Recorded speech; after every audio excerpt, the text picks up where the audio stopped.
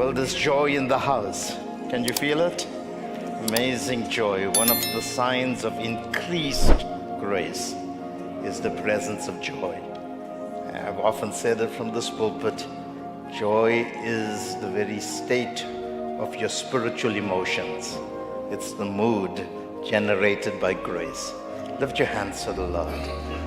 And joy only exists in an environment of freedom where there is no bondage limitations. And it is for freedom Christ came, that we may be made free. And if you are in Christ, you are justified. Religion wants to put shackles upon us, but God comes to unshackle us, and He gives us grace and joy. Father, we thank You for the privilege, the amazing privilege of worshiping You in spirit and truth. Thank You that it is with freedom, liberty, that we worship You. We worship You with our spirits, our souls, and our human bodies. We worship You with everything we have, because worship belongs to You and You alone. That is why we could with singular hearts say, to You belongs all the praise, all the glory, all the honor, and everything we have we present to You in abandonment today, because You are the God of our lives. And we bless You, Father. We bless You. We bless You with songs and with psalms and with prayers and with our body language and with the inward expressions of our hearts. We bless Your holy name. You are worthy and worthy indeed. What a joy it is to come into Your presence and sing the praises of our Lord. We can truly say, like David of old, I will enter His gates with thanksgiving and His courts with praise. And we will sing the songs of the ancients. We will sing the songs of angels. We will sing the songs of the Spirit, because You have endowed us with such amazing blessings. We bless You today.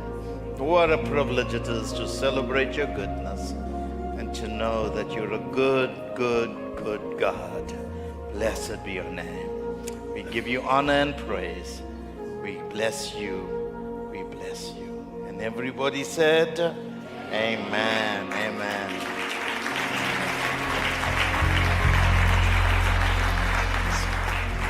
Well, they did a great job. Greet each other before you take your seat. Say hello to those that you've not greeted yet.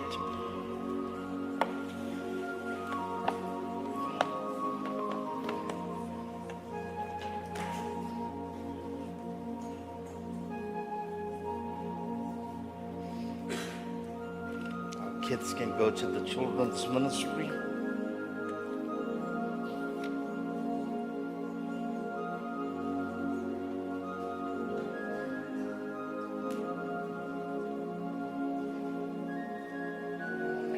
Well, good morning.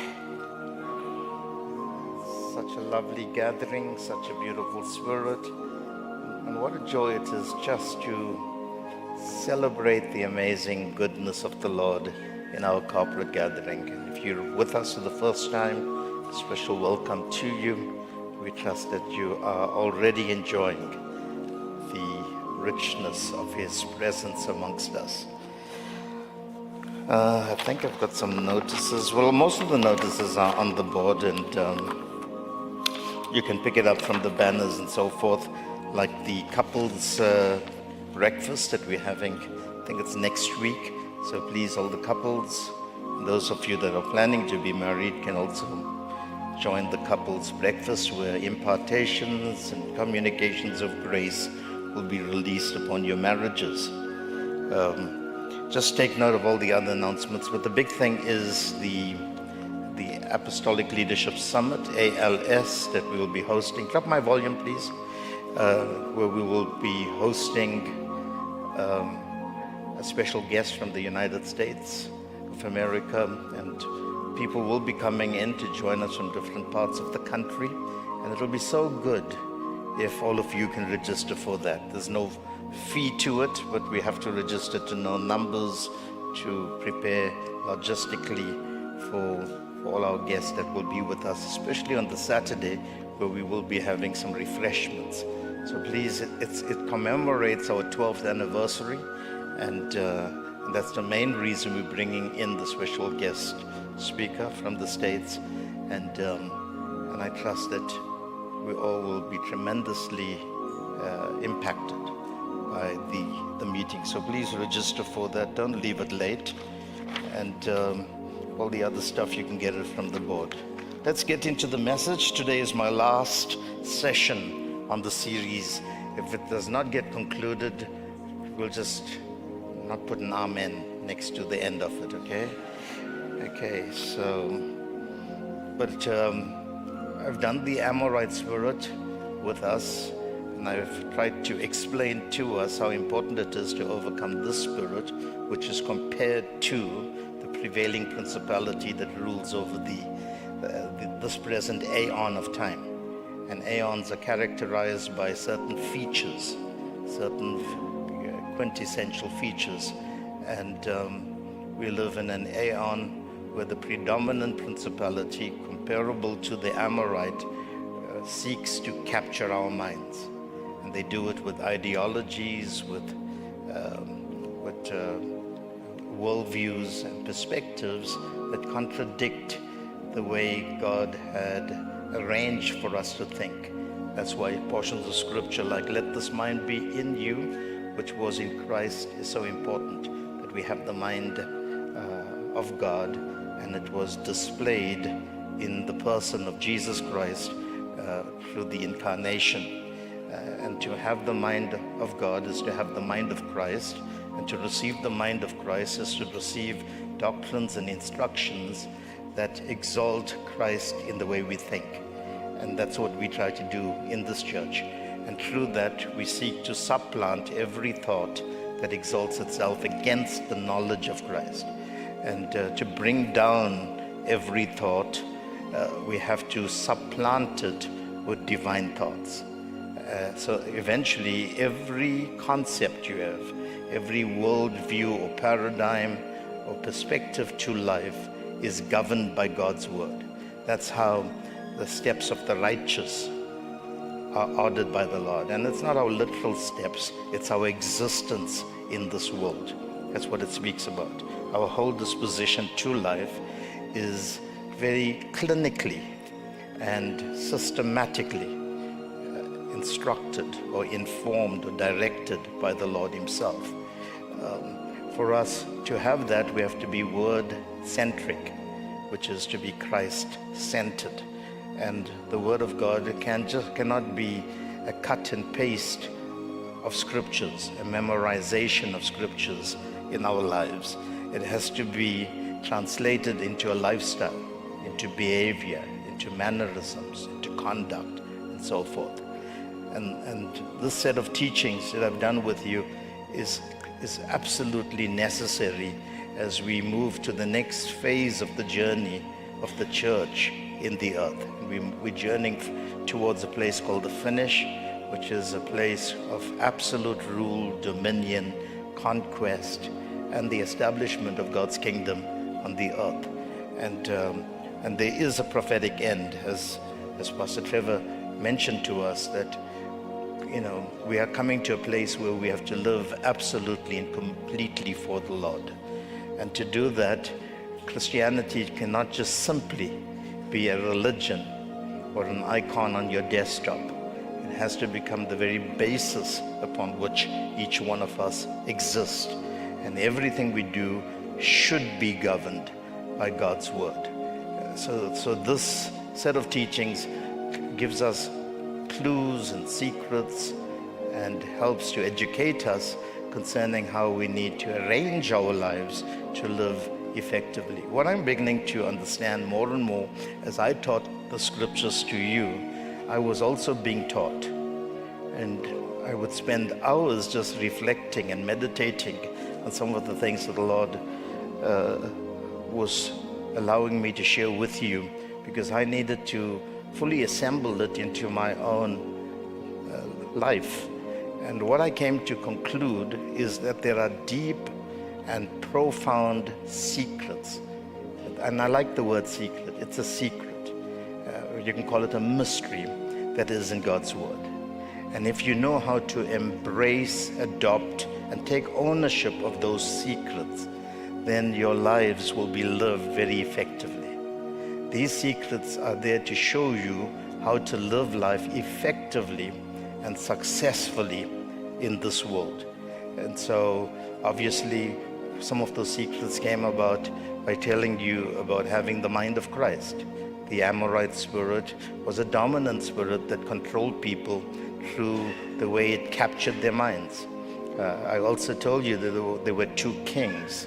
One was called Sihon of Heshbon, and he was a strategist, an inventor, an innovator, a clinical, deep thinker. He analyzed, he evaluated, he dissected, he assessed, he did his due diligence. He knew how to make things happen. And this king, established a stronghold, and his stronghold was to control the minds of people. And God very clearly said to me that we need to possess that disposition of Sihon, not in a carnal sense, but in a spiritual sense, where we learn how to muse, meditate, analyze, and employ divine secrets. It's a very complex aspect of strategizing, and it takes a special anointing, special grace to be able to do these things. And we want to see the church come to a place where you learn how to take the instructions or the things that are being deposited into your spirits and start to meditate upon it, like Mary did when she received so many words from angelic mediums telling her about the seed that she was carrying in her womb. She had to keep it in her heart. She had to think about it. She had to create the environment, develop the context and the culture of how she's going to raise up this child to become Messiah, to become Savior, to become King in the earth. She had to learn how to develop the tools by extracting it from the scriptures, because, while Jesus was the Word, he suspended his divinity when he came into the earth, and he took on the form of a man, which meant that he did not lean upon omniscience, omnipotence, omnipresence, even though he was very God. And he had to confine himself to the laws of life on the earth, which included mortality,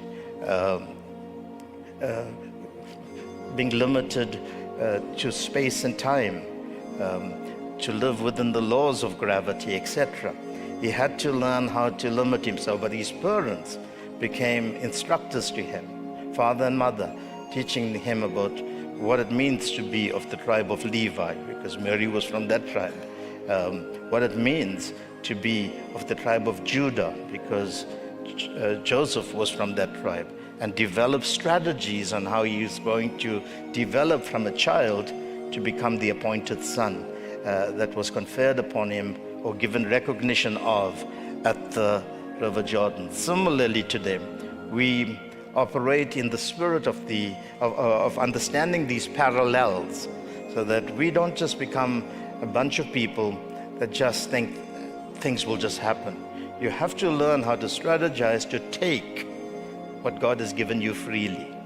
While the things of God are free, you have to know how to create the conditions to receive it. That's why the Bible says it is impossible. Well, without faith, in other words, without you learning how to put your confidence in the instructions and the guidance that God gives you, it's impossible to please God.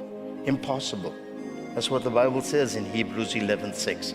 It's impossible to please God. But God is a rewarder of him or her who diligently, sincerely, steadfastly, consistently seeks him, not things, seeks him. And a good case study would be that of the leadership of